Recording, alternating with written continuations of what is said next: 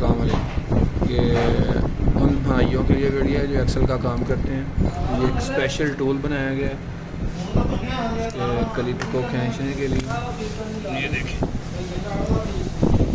ये special tool है। इसके अंदर डाल के इसको निकाल के इसको यहाँ पे इसको टक्कर देनी पड़ती है। अभी दूसरा लगाएंगे तो आपको दिखाते हैं। तो अगर एक्सेल जो लोग भाई एक्सेल का काम करते हैं उनके लिए ये बहुत ज़रूरी है। इसकी शेप देखना ईजी बन जाता है। किसी भी दादी के बाद या उसको दिखाएँ तो ईजीली आपको बना के देंगे।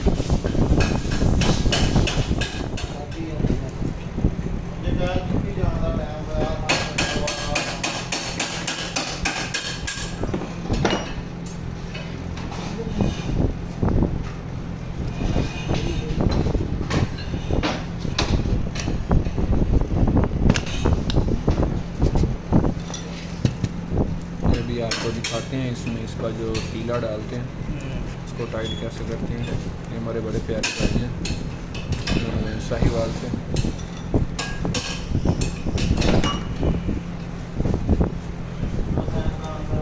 खबर कर जाए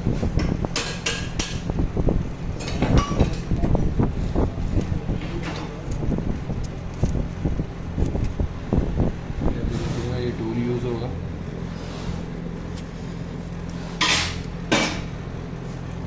छोटा सेकंड टूल है।